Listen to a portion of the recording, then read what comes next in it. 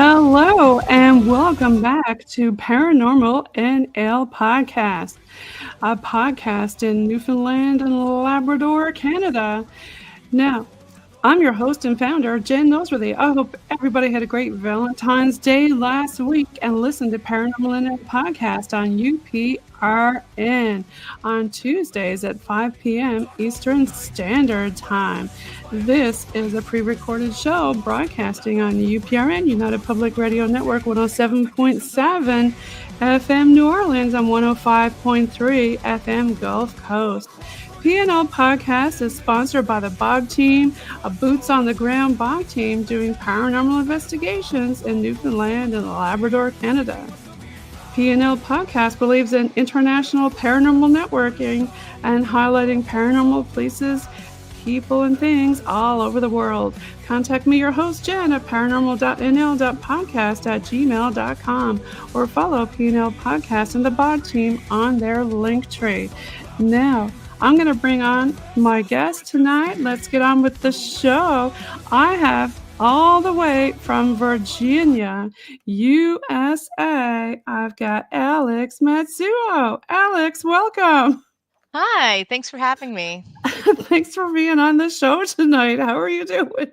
I'm doing good. How are you? How's the weather in Virginia tonight, Alex? It is very cold. It is very cold. We don't have any snow yet. Can you believe it? I'm out in the middle of the Atlantic, the furthest easterly point in North America, and no snow. Oh, wow. Oh, dang. Ah.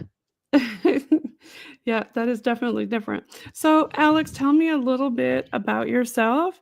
And I know you have the spooky stuff and you're an author. Tell me a little bit about the spooky stuff. Yeah, so I am a paranormal researcher. I used to be a very active investigator, but I'm not investigating quite as much anymore. And yeah, I founded the Association of Paranormal Study in 2011. Had experiences when I was a kid. Like a lot of people's origin story, we have that experience as like, oh, well, this is weird and also really cool. And then, yeah, after I graduated with my master's degree, I decided like, hey, I wanted to start my team. And we've gone through quite an evolution over the last 13 years that we've been going. We've gone from like really active ghost hunting team to doing residential cases to, now we're a little bit more research based, meaning like we're researching subjects more often than going out and like going to haunted places. We will go to haunted places sometimes, but we're not actually there to like prove like the paranormal exists, because to the people who experience it, it's real to them. But more so of like figuring out like, well, why do these experiences happen? Is it from psychology? Is it there is something anomalous happening? There's so many reasons why people have experiences. So that's kind of what me and my team are diving into further these days. But yeah, and I started the Spooky Stuff blog as my pandemic project. But I also wanted a space to kind of run my mouth without my team getting in trouble. Well, you're really doing a great job with your videos and your research about a lot of different things. I really enjoy your videos. It's very informative. Oh, thank you. Yeah, you're doing a great job. And then, of course, you're author with Women of the Paranormal. Mm-hmm. Yeah. So that's probably the project. I mean, I've written many books that I'm proud of, but this is probably the project I am most proud of. Because women have always been in the paranormal. Like we've always been there. We've always been there, but it seems like when it comes to like paranormal media, men tend to give more of the attention, which kind of sends the wrong message to the public about the paranormal space. Makes it seem like, oh, it's so male dominated. But I actually find it like quite the opposite. I think there's a lot more women involved than we actually know. I mean, my team was all female several times over the years, and even today, like there's one male on my team, and the rest of us are female. But yeah, so Women of the Paranormal is kind of like a love letter to these women, these female pioneers of our field who really made a huge impact. Like Yeah, you Sarah. mentioned a couple of people off air. I know you'd mentioned Lorraine Warren, and on the last episode I had on for Valentine's Week, I spoke to two members of the Warren Legacy Foundation, and you mentioned a lot of other people off air. Do you want to mention some of those names again? Yeah, so anyone who's done a lot of investigating, you're probably familiar with the EVP classification. Class A, Class B, Class C. The whole reason why we have this, well, it started in Europe. That whole classification system started overseas. However, there was an American woman by the name of Sarah Wilson Estep who became very fascinated with the concept of capturing spirit voices on recorders. So she started networking and reaching out to people all over the world who are in this field, and she found this classification system, and she brought it to the United States. So the whole reason why, like, North America, started using this system was because of Sarah Wilson Estep. I Another love that. one, Yeah. yeah, right? Another one is a woman named Thelma Moss. She ran the parapsychology lab at UCLA.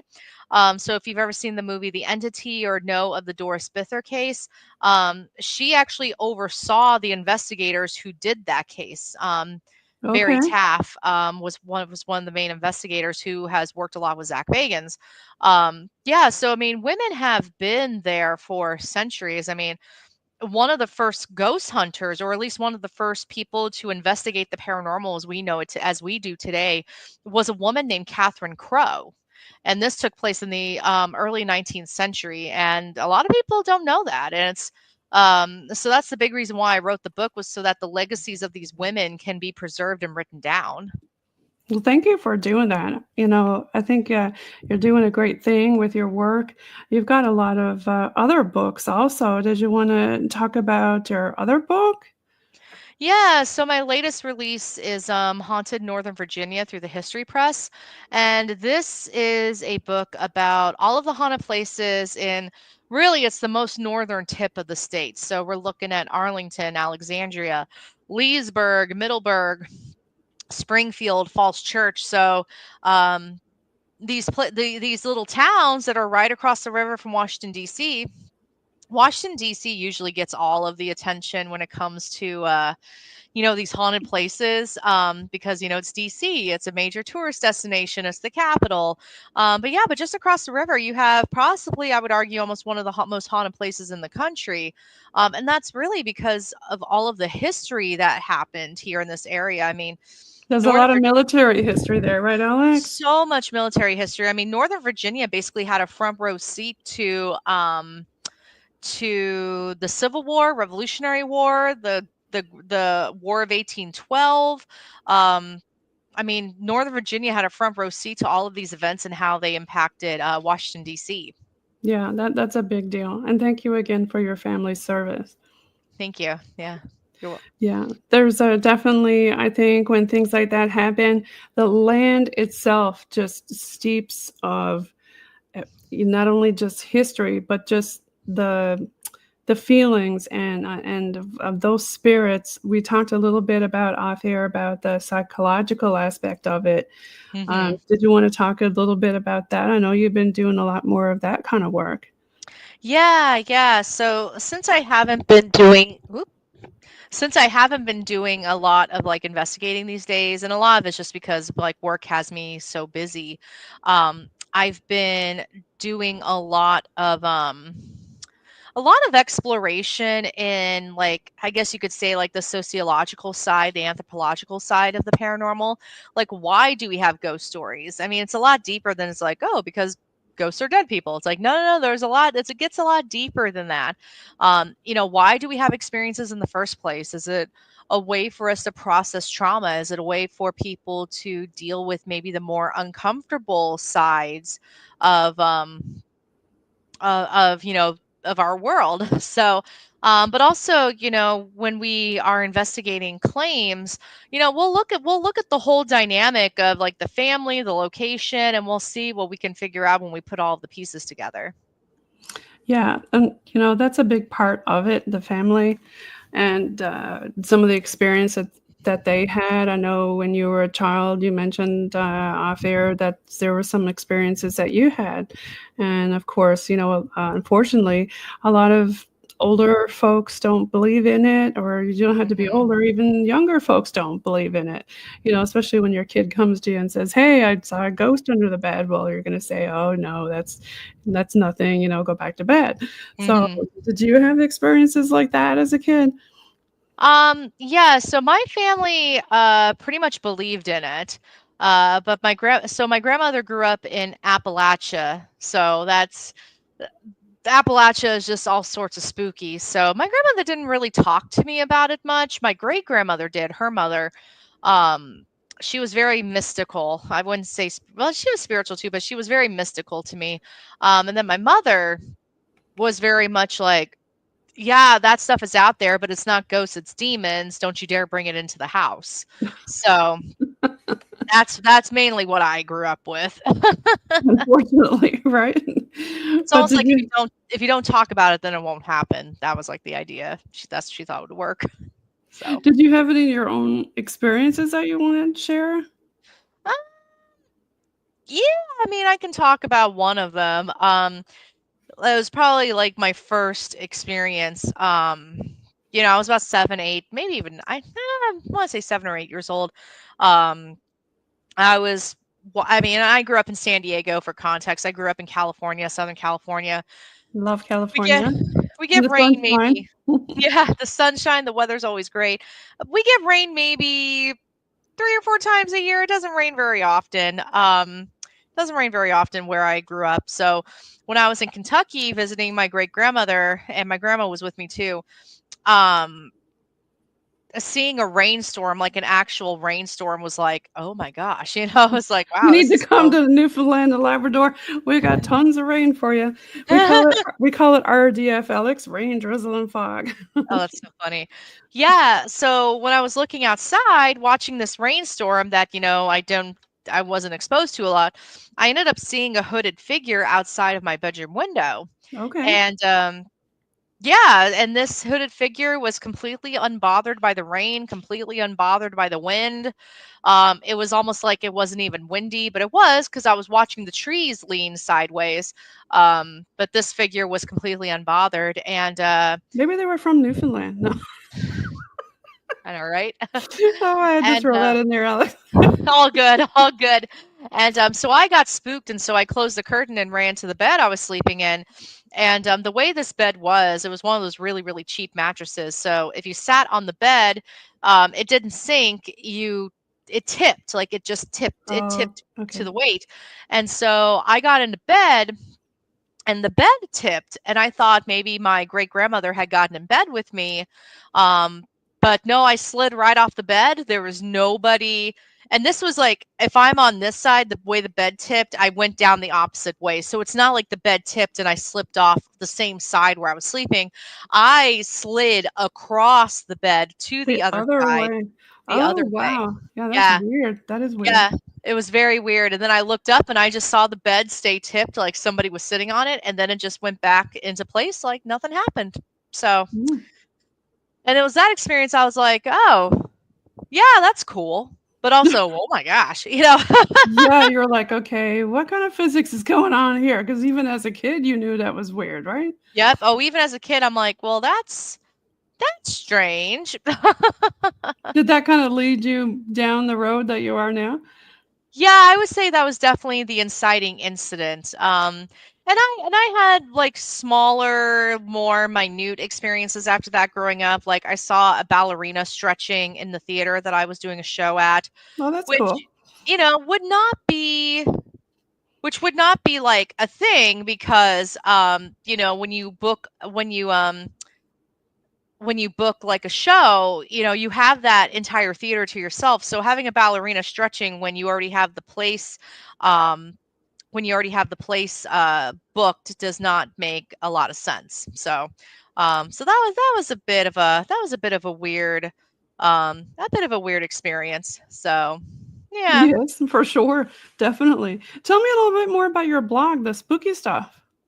Yeah, so like I mentioned, that was kind of like my pandemic project. But I'd always been blogging, probably since about 2010, 2011. It started off as like a personal blog where I would just, talk about my, daily life and whatnot. But then once I started leaning into more of the ghost stories and doing paranormal research, that ended up kind of being like I don't want to say a dumping ground, but it was kind of like a resource of where I was keeping all of my research. And then, of course, COVID happened and 2020 rolled around. I was home a lot more. I wasn't really talking to a lot of people. I was working from home, thankfully. But this was giving me a way to connect with the world. And also, I could always do research from my computer at home, which was nice. And I decided, I'm like, okay, I'm actually going to give this a name. I'm going to give this a brand. And yeah, we'll see what happens with it.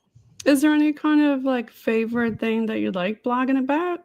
Bring over your cat. Let's see your friend. Oh yeah, let me come here, baby. I Come saw some here. ears. Hello. Yeah, this Who is is this? Zoe. Oh, hi, Zoe's. Zoe. I Yeah. have a cat exactly like that, but it's a boy. Oh, Oh, hi, Zoe. hi, Yes, baby. mine hangs out on the chair while I'm podcasting and likes to watch what I'm doing. Now, do you Yeah. ever find that Zoe has ever, you know how dogs point? Does Zoe ever point at spirits in your house or anything like that? Oh, I'm sorry, baby. My microphone hit her. She's very curious and she's very inquisitive, as you can probably see. She's very engaged right now. There have been times I've seen her like staring, staring at something like on the wall. Sorry, baby. I'd like to think like maybe hopefully it's a bug. you know, You ever like get out your SLS and see her interact with stuff? Yeah, I've done that too. I haven't seen anything really. Oop, she's done. I haven't seen anything crazy quite yet on SLS. At least not anything I couldn't debunk. Right. So 'Tis yeah, the season for coughs and stuff, isn't it? it really is. Ever since COVID, right? For sure. I think Mhm. it's definitely still a thing, for sure, and there's a lot of that going on around here. But, yeah, I love a good benevolent pet story. But, do you have Oh, any of your favorite stories that you wanna talk about? yeah, actually, the one. I totally forgot about this one story. Actually, that happened with Zoe. Uh, Okay. that'd be a ghost. I think it's a ghost story too. Yeah, okay. Yeah, so I used to have a calico cat who was 18 years old when she died. Aw. And Zoe used to pick on her a lot when Did she was they alive. Like Zoe would follow her, Zoe would sneak up on her. Like Zoe kind of tormented her a little bit. Um, but we had Callie euthanized at home so that all the cats could see her and they would understand like okay she died. Um and there like I want to say it was like a couple days later, my husband and I and our other cats, we were all in the living room and we hear Zoe go "Rah!" like just like screaming like she had seen something. And so we go into the bedroom and she looks completely spooked, like she looks scared. And I'm like, what the heck happened? And when we made the joke, like she looks like she's seen a ghost. And a couple days later, I had met with a pet psychic. A pet psychic had reached out to me after Callie died and offered her services. Like, if you want me to talk to Callie, I can. And so she and I met, and I didn't mention any of this to her. And she was saying things like, "Oh, Callie misses you," and she says she was her time to go. So a lot of really generic stuff. Aw, But okay, yeah. then she said, "But Callie said she's going to stay until the snow melts." And she also said that she's sticking around because she likes messing with one of the cats that used to mess with her. You knew exactly who that was. I knew exactly what that was. And I'm like, oh, okay. I'm like, I know exactly what you're talking about. And then I want to say it was like 6 months ago. I actually had a dream about Callie. Like I could feel for her fur. I was holding her. Like it was a very realistic dream. And but then my husband and I, we were both startled awake because Zoe had screamed again, Oh, like she had seen something. So, interesting. Yeah, It's yeah, very interesting. I really like benevolent pet stories. I had Rob Guttrow on one time before. Oh, I yeah, Rob, yeah. Yeah, he's with our, in the pet realm, and we gotta give a shout out to Sam Baltrusis for sure, because Yes. Sam was the one who introduced me to you. Aw. Yeah, Yeah, Sam's you gotta awesome. follow Sam. He's an author, and he was, on my show before. I was with UPRN, but he's coming back on again in 2025, so watch for Sam. And Awesome. Alex, tell me more about your books. Yeah, so let's see, we talked about Women of the Paranormal, we talked about Haunted Northern Virginia. Yeah, so another book that I wrote was called The Hamptonville Hauntings, Okay. Ghosts of the Trivet Clinic. And the Trivet Clinic is in rural North Carolina in a town called Hamptonville, hence the title Hamptonville Hauntings. And it's a very rural, like hospital clinic type place. And pretty much with that, what's interesting with that is it's said to be haunted by over 70 ghosts. And I've been going and visiting the Trivet Clinic and investigating there since 2018. And I mean, I'm not going to say that the claim is not far off, but the claim, I would say there's a lot happening there. And I could see why, so many people think that so many people think that it's that it's there's 70 ghosts. It's a very, very active place. So So I've yeah. got your, link tree up here. I was just gonna go through find my books on Amazon, and there's your new book you got there, and you've got an Etsy shop, you've got all kinds of stuff and a newsletter. You Yeah. wanna talk a little bit about some of these things? Yeah, so yeah, there's a lot. So the Etsy shop, that's where I sell like my signed books and everything. Um and I also sell like some print on demand items like t-shirts and mugs and things. But yeah, I have a Facebook group, so if you like to connect with people who have, like similar interests, definitely that's the place to go. I have a TikTok channel where I make a lot of short form content.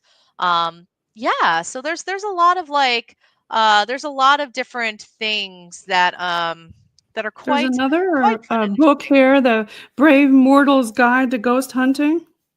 Yeah, so that book came from this was after I started the spooky no, actually no, it was before I started the spooky stuff blog, but I was still getting a lot of questions about how to ghost hunt, like how do I get started? And there was a lot of people who didn't know where to go or how to get started in this. So really that book was kind of a response to a lot of the questions that I was getting. And pretty much I was trying to teach people like, hey, don't make the same mistakes that I did.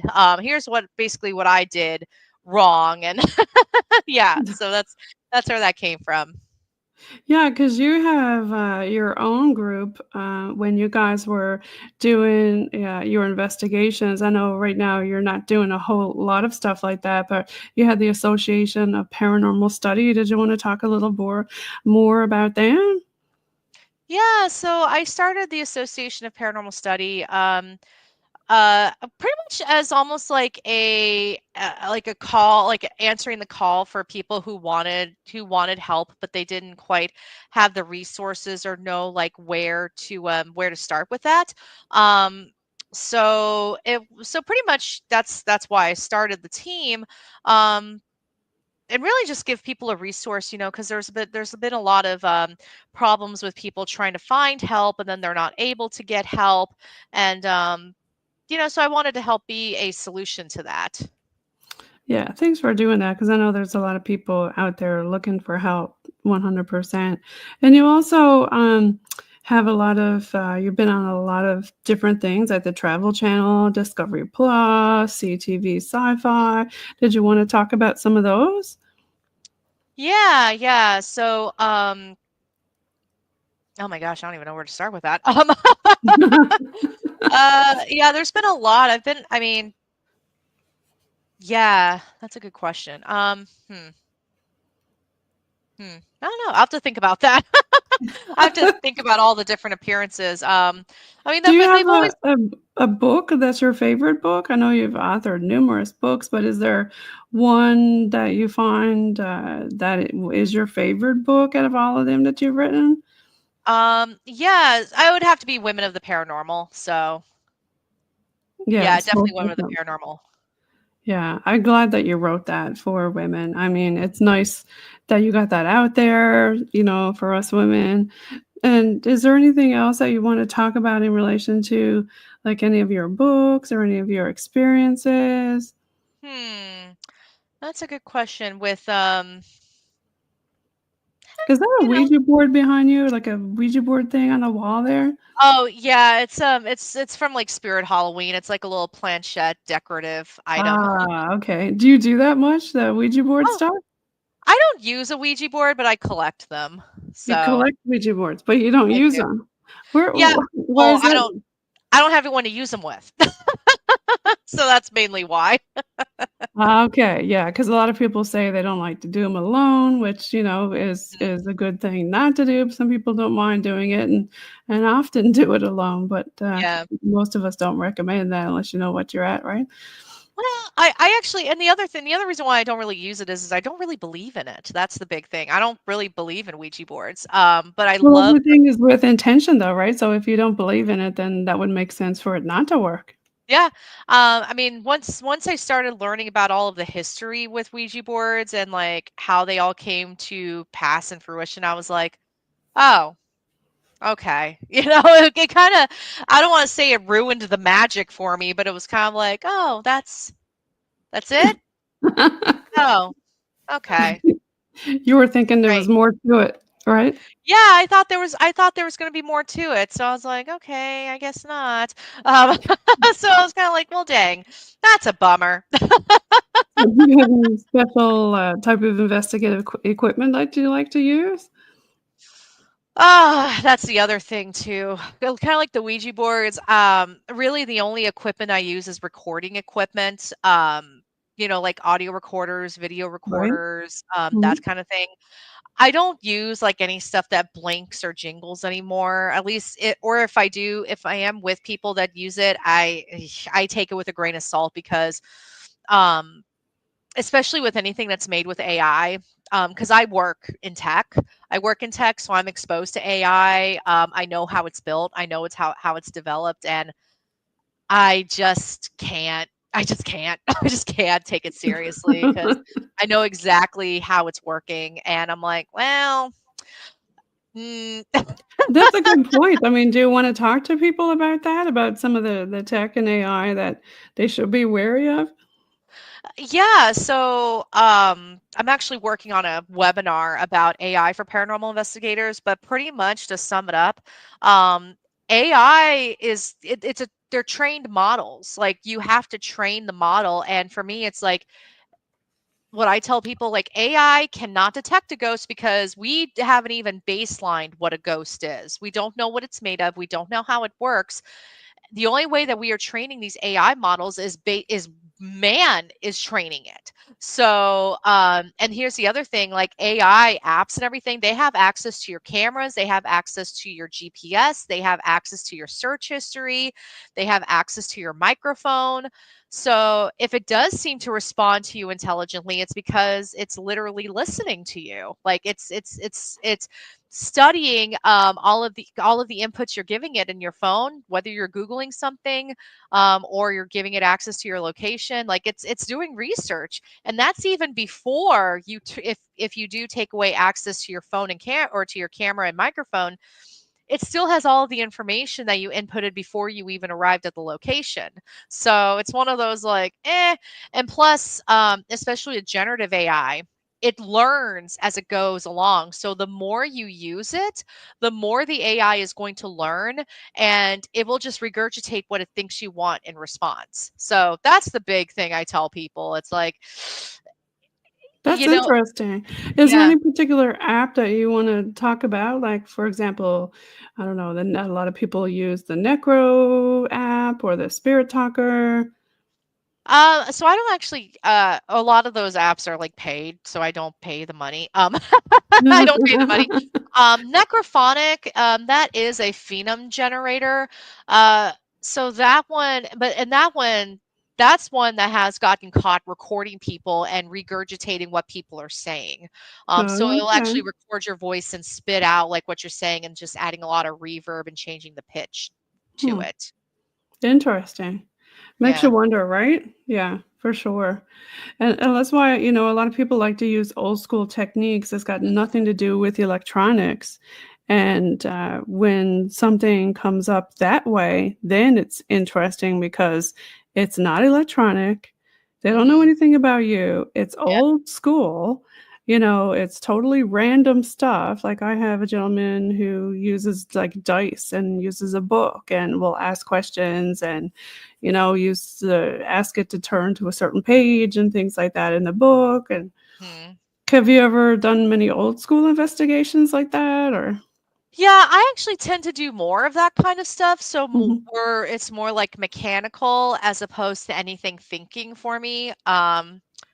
Even things that are reactive, I'm very skeptical of, like the cat balls and the REM pods and Right, yeah. that sort of thing, because it's all very reactive and like we know what it's reacting to, but we haven't been able to properly baseline like what's in our environment. Like, is there static electricity? Is there a bad outlet? That kind of thing. Mhm.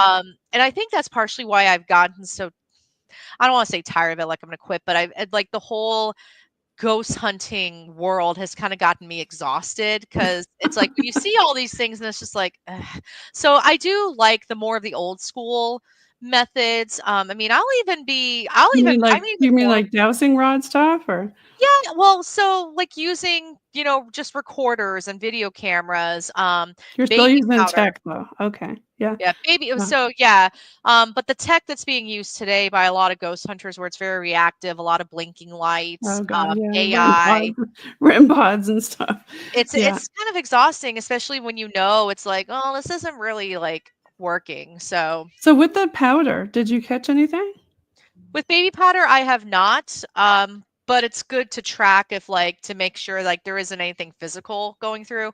I did have one person who used baby powder and it technically worked, but it was because they found out that the husband was sneaking out in the middle of the night to get snacks. Oh Um, my gosh, that's hilarious. so technically the baby powder did work. Technically it did work. So How about, like, other things, like, have you tried using smoke or a fog machine or, different things um like that, like physical stuff? not me in particular, but I know someone who did, and after hearing, one, how expensive it is to run a fog machine, I was like, "No, no, no." If ghosts have any sort of but that would also indicate that ghosts have mass of some kind. They could, but we haven't there's not enough substantial proof to justify a $70 fog machine and $30, liquid. It's like, eh. Um But yeah, and plus, if you have people who are allergic to the stuff, that makes it a little tricky as well. It does, yeah, yeah, we had it one time at a festival, and you could tell we were like, "Yeah, we're not using that next time." Yeah. But It's yeah. always a fun way to find out who's allergic to what. Yes, that's for sure. Is there any other, historical stuff about Virginia? Now, if, somebody from around the world were gonna go visit Virginia, where do you recommend them going I would say definitely go to, for paranormal tourism? I would say definitely go to Old Town Alexandria for sure. Yeah, And definitely Old what's Town in Old Alexandria. Town Alexandria? There's so pretty much that entire town. The It's whole town? the whole part of Old Town Alexandria, like almost every building has a ghost, has some kind of ghost story. It was one of the first like towns that got established in the United States. George Washington grew up in the area. He actually sent his crops from Mount Vernon to the Old Town Alexandria Farmers Market. So there's a lot historical wise, but there's some really good ghost tours that happen in Old Town Alexandria that I highly recommend. I want to say it's the town of Alexandria that does the really good ones. Um, and there's actually two different versions of it. Like in one, you go in one direction, and then the other tour, you go in the other direction. So it's like Okay, that you have sounds to take the fun. So you have to take the tour twice basically to get the full picture of what's going on. We have So, something similar here called the St. John's Haunted Hike with Dale Jarvis. He's one of our local spooky guys, and he's got a oh, lot of, nice. yeah, he's an author of local Newfoundland and Labrador culture and lore and things like that around town. And they also take people physically around downtown St. John's and show them different places of what, things that actually happen down there. And we're similar, like where you're at in Virginia. You Mhm. can't go 5 steps without bumping into a ghost. As soon as you start hunting down there, boom, they're right there. Because we have a Literally. huge military influence here too, just the same as Virginia has a huge military influence. Have you gotten very many military ghosts? Oh, there's a lot, especially with the Manassas battlefield. Like that, it's all military. Um, San Diego, I mean, we had a lot of military ghosts in San Diego, because San Diego is a military town between the Marines and that whole bit. So yeah. Oh, Right. and Gettysburg is basically all a military haunting as Hmm. well. So yeah. Yeah, there's definitely, I think, a big residual with stuff like that. Hmm. Have you gotten any of your friends to capture any cool pictures or anything of any military spirits? Yeah, yeah, it's happened a couple times. So, um, yeah, no, yeah, it was an interesting experience. When it comes to photos, though, not really, not really. How At least about not without EVPs? like a Any lot of distortion. right? Any cool military Mm, EVPs?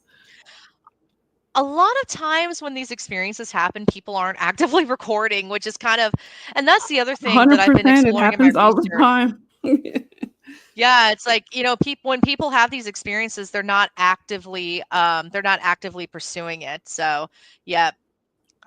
Yeah. So, yeah. Do you have any favorite EVPs you captured? No, not really. I'm like 10 years behind on reviewing my EVPs in full transparency. Yeah. Some people review on the spot, others wait until they get home and review like especially the video evidence at home. But I usually find that the night vision stuff, especially with Mhm. the night viz camcorders, you get a lot of activity with the night viz stuff, I find. Yeah. Yeah. You definitely can get a lot of activity with that. So, Most definitely. Now, tell me a little bit about your Master of Arts and you're doing psychology, and tell me how you're combining that with your paranormal talks that you do with your blog. yeah, so I haven't used my degree in quite a while, but yeah, so I mainly studied like musical theater and Shakespeare. Um, yeah, so that's pretty much uh I Well, don't that use kind it a of lot. helps you with the blog, right? In It talking does and things like a, that. a little bit, yeah, it does a little bit. At least it gets me more comfortable with people. So, Do you have a bucket list of places that you haven't been that you want to go, like paranormal wise, or books that you haven't written yet that you want to dig into? that's a good question. I'm actually taking a break from a lot of things this next year to help me because I've kind of gotten so overwhelmed with everything that it's like I've been this close to quitting. Oh Like, no. but it's because of burnout because I'm absolutely burnt out. Do you So, know when you just said that your camera glitched? oh yeah, oops, It interesting. did. It doesn't want you um, to. yeah, so um, yeah, so I pretty much taking a break this upcoming year. So, and I'm trying to not get myself back into it because at least for now because I'm just so burnt out by it. And plus I have a family member that's really sick, so I'm trying to make myself more available and be more present. Right. Um which makes it challenging. So it's like I can't really think about what I want to do down the line in the future just because of that. And that's a 'Cause topic right there, because being us as women, we're torn in 27 different directions because we're doing so many things, and then the podcast, and then trying to balance the podcast life or the paranormal life with your normal life.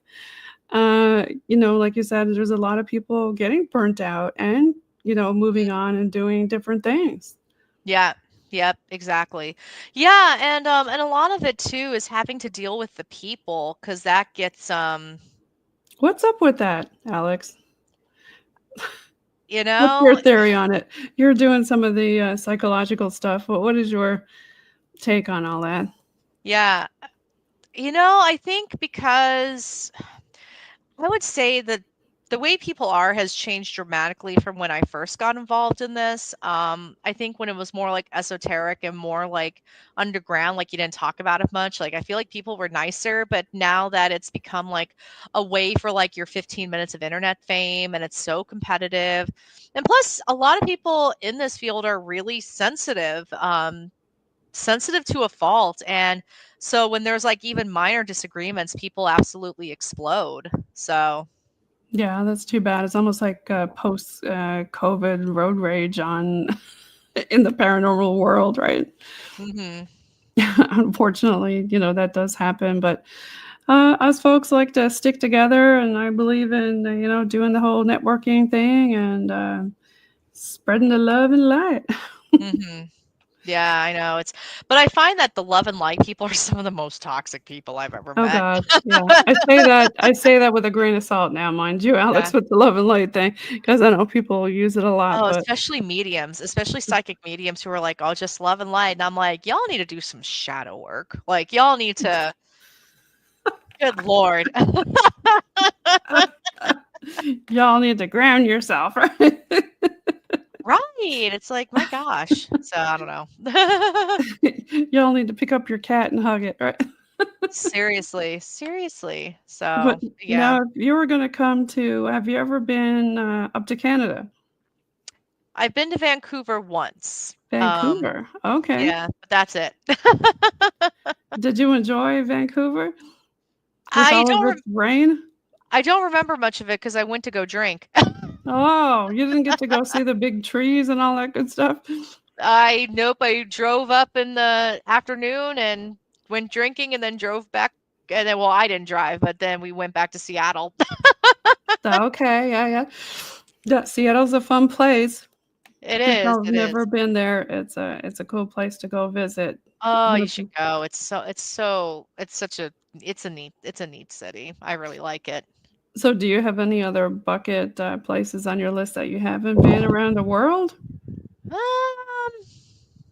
I wouldn't mind investigating the White House. The White House. Okay, why is that? Because Well, there's so much paranormal stuff happening in DC, and Abe Lincoln apparently is one of the most active ghosts in the area. So to get a chance Okay. to get in there and see it for myself would be cool.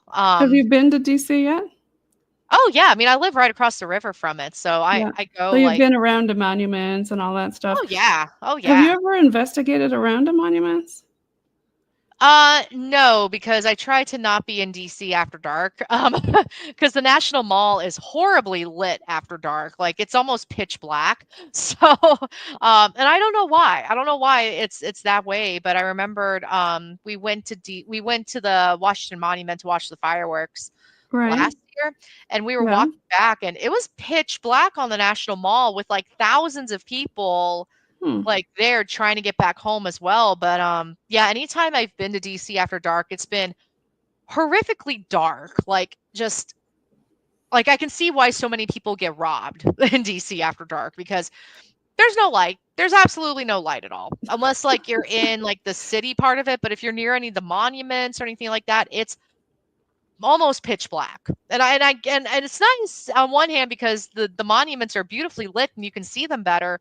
But on the other hand, when you're walking back to your car, Right, um, yeah. You wanna there's a have reason somebody with why. you? Yeah. There's a reason why the crime rate is so high there, after, especially at nighttime. So So if so you go ghost hunting there, it's great because it's nice and dark, but, bring some friends or bring some protection with you, huh? Yeah, no, I would pack. I would absolutely pack and bring pepper spray at the very least. But there's also so much environmental noise too in DC, Okay. between cars going and honking and people talking. And it's another reason why my EVP log is so backed up is because as soon as I start trying to do anything and people start talking, I'm like, well, it's out the door. Because So even if I much for do, that session, right? Yeah. yeah, and it's so frustrating. So for me, it's like, and that's the other reason why I'm like changing the direction of how I want to investigate because at the end of the day, it's like, I'm like, if I were to show this to anybody, would they even believe me? And yeah, and like I said, a lot of the times when people do have experiences, they don't have any equipment running. So it's become more about like, well, what was the experience like? How did you feel? Where were you? What happened before? What happened after? So like that kind of makeup instead of like being tech dependent. So what do you say for the young person who wants to get into the paranormal? What do you say to them? Don't do it. No, I'm just kidding. To the older folks who are burnt out and leaving, what do you It's like, say to the younger folks? don't do it. No, I'm just kidding. I would say don't get too dependent on the equipment and don't completely rely on the equipment to direct you in the conversation or to drive like the direction of where your investigation goes. Because I know a lot of people who will make some really weird, not weird assumptions, but because they'll believe like everything that comes out, like the blinky lights, the ovulus, the word banks, like they believe everything they hear. All of a sudden, like a simple ghost story of a little girl haunting the place turns into like there's aliens here and possibly Bigfoot, and then there's ghosts, and it's like, oh, okay, we just went a completely different direction here. So definitely like don't be too tech dependent. Look at the history, look at the experiences that people have had, and at the end of the day, what we should be there doing is investigating the claims. So really, at the end of the day, it's like, do the claims match up? Are they, um, you know, are they trustworthy? That kind of thing. So there's more to it than just blinky lights and beeps. Right, 100%. Yeah, definitely. Yeah. I want to thank you for saying that to the younger folk. And is there any other things that you want to say to the wise folk who've been in it for a while? Ooh. That's a hard um, question, right? um, yeah, a little bit. Uh, honestly, a lot of times I wish that the older group or the more experienced group, it's like, let's all just sit down, take a deep breath, and let's just listen and let's just chill. Not everything is a rat race for views or likes or attention. um I think because there's a financial motivation behind a lot of this now, I feel like that's part of it. And not saying that you can't hustle from doing this. I mean, if you can hustle and do it well, good for you. But for me, it's like I just like the research. I like to share my research. And since I am taking a break this upcoming year, I probably will be making a few more videos when I have the time. Yeah, I do like Because the folks that offer everything free, right? Because then you yeah, know that they're doing it because they wanna do it, they yeah. just inherently enjoy doing it. Yeah, and it's just it's a passion. So, and if I Mm, get views out of it, that's great. right, yeah. I'm getting offers to review movies for free, so I'm like, "Oh, hey, I've made it." It's like I get a free movie screening. Um, and maybe like a free phone charger. Um, but yeah, Wait, so did your cat chew your phone charger? Because mine does that. no, Uh, I will get invitations from certain companies and brands to like try out products and then make content about it. okay. Um, I actually did one for a deck I just got sent. It's the shadow work card game. So it basically gives you question prompts to do shadow work. And so I made some content with that, but I'm like, oh, I can actually use this and be like, hey, do shadow work with me. Like, and some of these questions are deep, like this one is, In your childhood, what did you not receive, and how has this impacted you? What did you not receive? Like, oh God, respect? Just kidding. Have to think about Like, respect.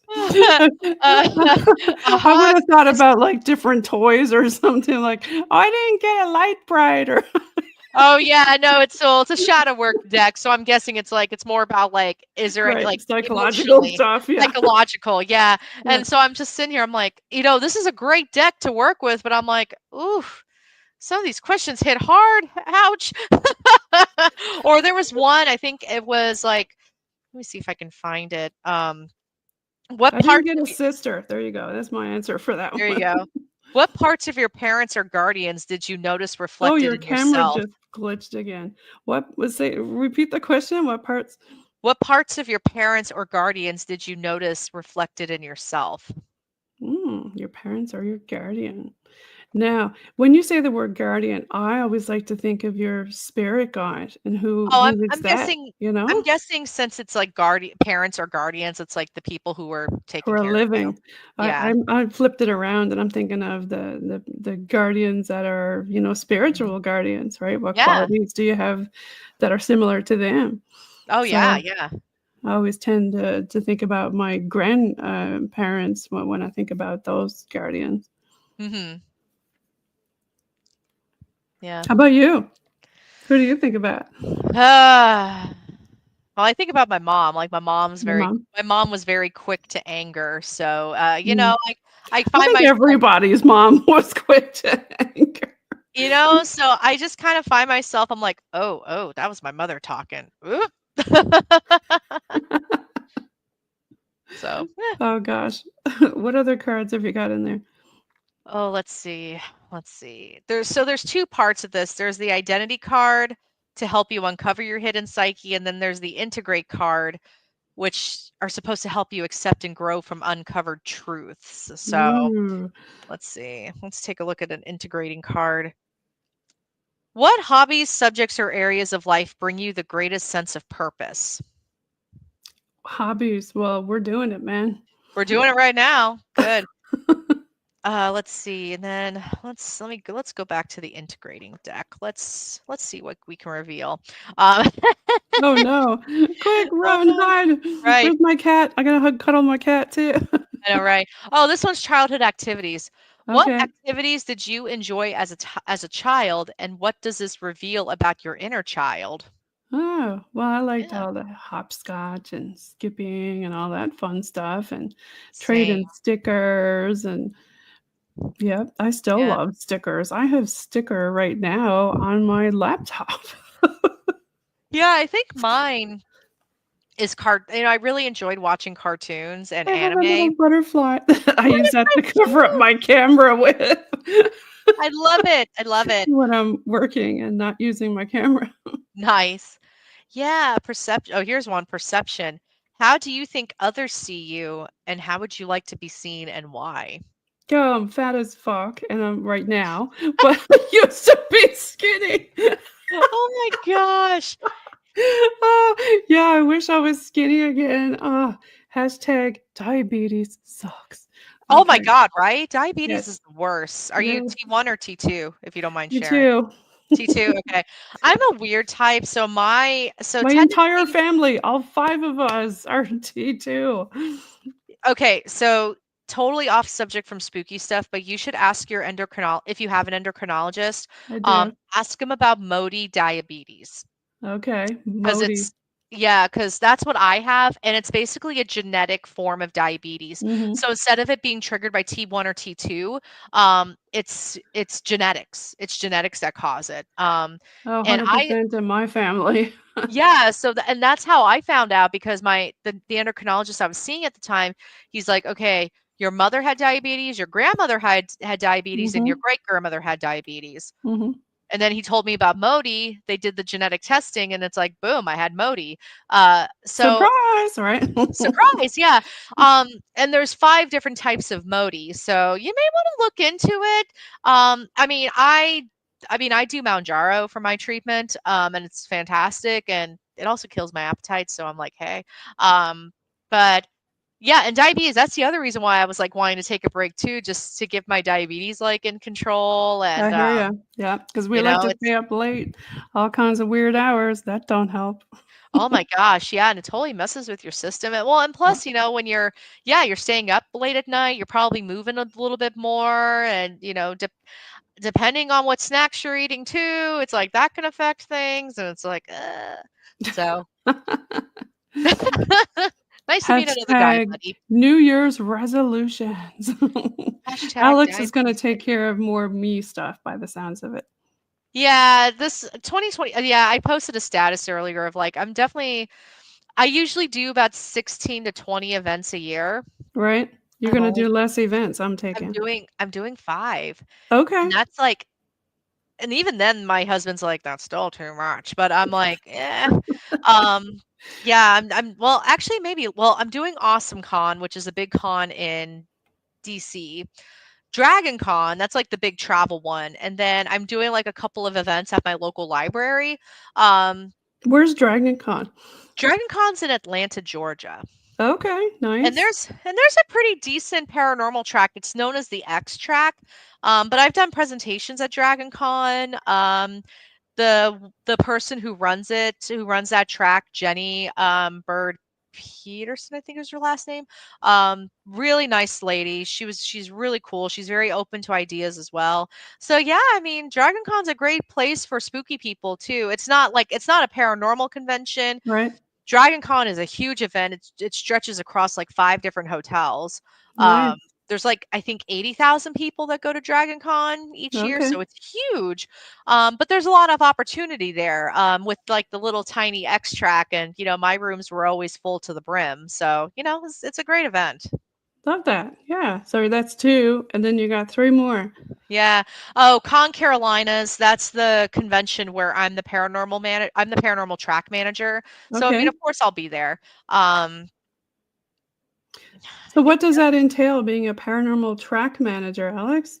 So I basically help choose the guests, and then I help create like the panels for the programming. So, Okay, gotcha. yeah. Yeah. It's And always good to then have a nice panel. yeah, and it's Yeah. like a full weekend of programming. So it's like, I want to say 16 panels altogether of coming up with topics, writing descriptions, helping with the marketing. Okay. It's a bit of work. Sounds Um, fun. yeah, it is actually, it's a lot of fun. And then the other one is an event that my own team puts on. It's called the Paranormal Research Symposium. Um, so that one is more like the events that are held at like the Rhine Research Center, Society for Psychical Research, so more of like the parapsychology side of it. People who are interested in speaking, they have to submit an abstract for review. And that abstract is their speaking topic. And then myself and my team, we review the abstracts and we decide whether or not to move forward with that, and invite that speaker to be a guest. So it's based on a point system. So it doesn't matter if you've been on TV or if you've written books, if you have a good idea and you write it well and you can speak on it, then it's like, hey, you might be able to get a spot at the symposium. And that happens in Gettysburg. Um, Gettysburg, good place to go. They're it is very great. haunted, Gettysburg. Oh my god. Yeah, yeah, very, very much so. And then Get the to other meet a one, lot of ghosts there for sure. yeah, I joke that you can throw a rock and hit a ghost in Gettysburg. You can. Most Se definitely. seriously. And then the other one will be, it's actually a benefit event. It's called Scares That Care. It's basically one big, like, horror convention for authors. Like, it's a horror convention of authors, and you sell books, you buy a table, you sell books. And I think it goes towards some sort of cause, either it's cancer, domestic violence, like one of those causes. I Um like that it goes yeah. towards a cause, yeah. Yeah. I would like the symposium to get to that state at some point.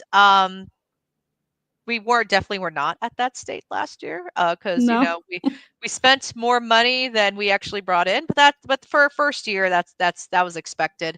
But yeah, so that's the 5 events. Yeah. So, Alex, tell people watching now where they can find you. But first, I'm going to do a quick station ID. You are listening in on UPRN, United Public Radio Network, on 107.7 FM, New Orleans on 105.3 FM, Gulf Coast. Paranormal NL podcast is sponsored by the BOG team. So, tell us again, Alex, where people can find you and where they can connect with you. Yeah, so you can find me on Facebook, Instagram, TikTok, as long as we have TikTok, X, Blue Sky, Threads. I'm under the spooky stuff. I also have a YouTube channel. You can just type in my name, Alex Matsuo, and it should pop up. And yeah, I mean, I'm pretty reachable. I do try to respond to all messages. I just may be a little delayed sometimes, but other than that, I do try to reach out. So Well, thanks again for being on the show tonight. We really appreciated having you on. And you want to give a shout out to your fans before you peace out? yeah, I mean, hey, spooky crew, thanks for listening, and yeah, catch us in the Facebook group, and let's chat about the interview. All right. Well, you have yourself a great 2025. And thanks for being on Paranormal NL podcast with the UPRN. Yeah, thanks for having me. Thank you.